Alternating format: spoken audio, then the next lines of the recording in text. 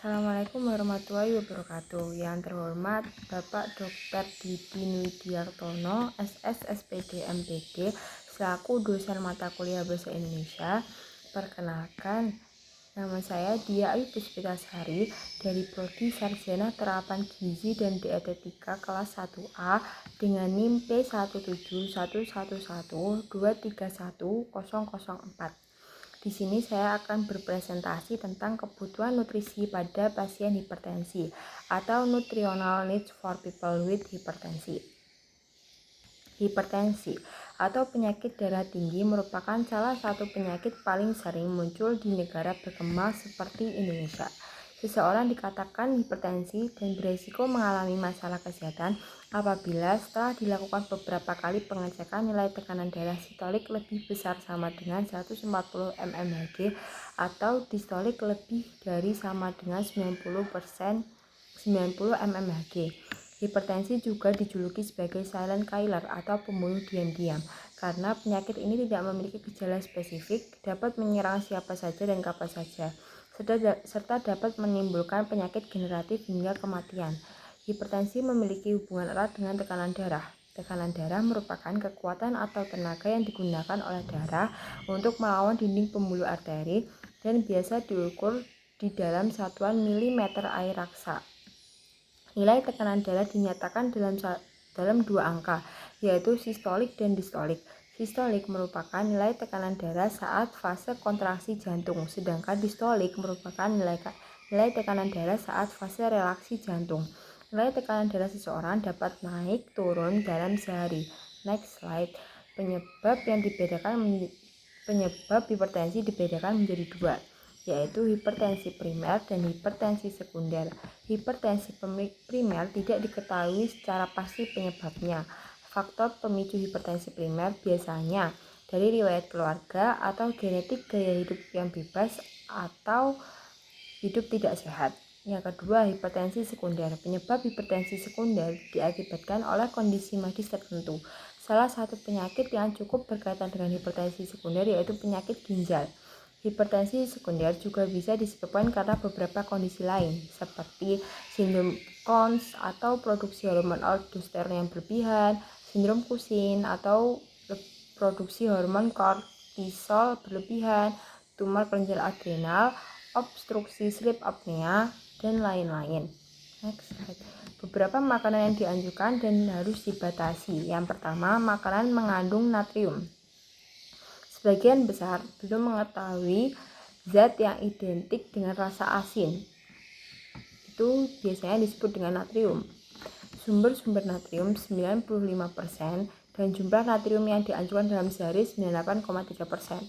WHO telah menganjurkan konsumsi natrium kurang dari 2.400 mg per hari. Itu sudah cukup bagi tubuh. Unsur alami yang terdapat pada semua bahan pangan yaitu natrium, seperti daging, ikan, susu, dan telur mengandung lebih banyak natrium daripada buah-buahan dan sayur-sayuran. Konsumsi natrium berlebihan menyebabkan komposisi natrium di dalam cairan ekstraseluler meningkat. Meningkatnya volume cairan ekstraseluler tersebut menyebabkan meningkatnya volume darah sehingga berdampak hipertensi. Volume cairan ekstraseluler yang naik dapat dinormalkan kembali dengan menarik keluar cairan intraseluler sehingga volume cairan ekstraseluler akan meningkat.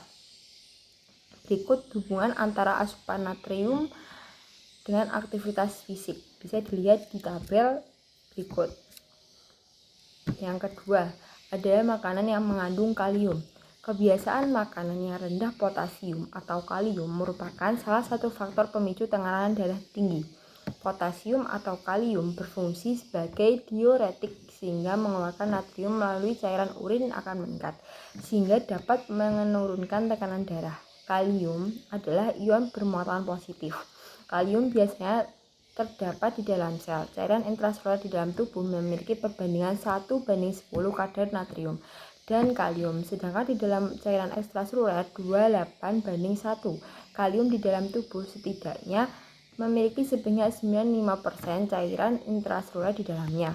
Kebutuhan kalium pria dan wanita pada usia kurang dari 18 tahun menurut angka kecukupan gizi berdasarkan WKNPG 2004 adalah sebesar 200 mg per hari.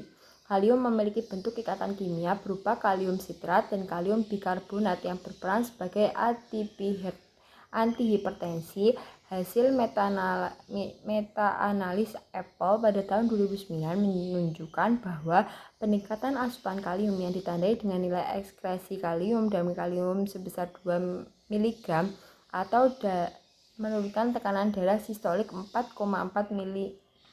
mmHg dan distolik 2,5 mmHg pada pasien dengan hipertensi. Berikut adalah daftar makanan sumber kalium. Yang pertama ada pisang, alpukat, papaya, apel merah, peterseli, daun pepaya muda, bayam, kapri, kembang kol.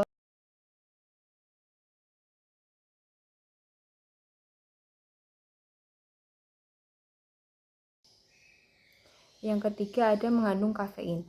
Kafein meningkat reseptor adenosin di otak. Adenosin ialah nukleotida yang mengurangi aktivitas sel saraf sangat terhambat pada sel tersebut. Seperti adenosin, molekul kafein juga terlambat pada reseptor yang sama, tetapi akibatnya berbeda. Kafein akan menghalangi adenosin untuk berfungsi dan tidak akan memperlambat aktivitas sel saraf atau otot. Dampak aktivitas otak meningkat dan mengakibatkan hormon adrenalin atau epinefrin terlepas.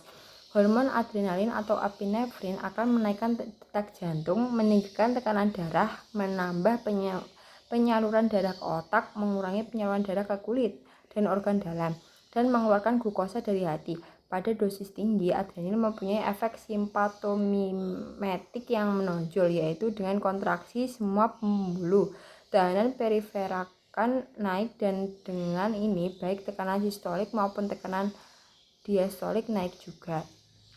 Kesimpulan dan saran. Seseorang yang mengalami riwayat penyakit hipertensi disarankan melakukan diet garam. Hendak membatasi asupan natrium kurang dari 110 atau 2 gram per hari, atau bisa 5 gram setara dengan 1 sendok teh kecil garam dapur. Untuk penderita hipertensi, asupan natrium yang diperboleh lebih rendah, yaitu 1,5 gram per hari atau 3,5 sampai 4 gram per hari. Walaupun tidak semua penderita hipertensi sensitif terhadap natrium, namun pembatasan asupan natrium dapat membantu terapi farmakologi, menurunkan tekanan darah, dan menurunkan risiko penyakit kardioserebrovaskular. Perlu diingat, konsumsi makanan rendah natrium dapat menurunkan tekanan darah sebesar 2-3 mmHg. Namun membatasi konsumsi natrium bukan berarti tidak mengonsumsi sama sekali. Pasalnya, natrium juga dibutuhkan sebagai mineral dalam tubuh dan mengatur keseimbangan cairan dan menghantarkan impuls pesan ke otak. Berikut presentasi yang bisa saya sampaikan, kurang lebihnya saya mohon maaf. Wassalamualaikum warahmatullahi wabarakatuh.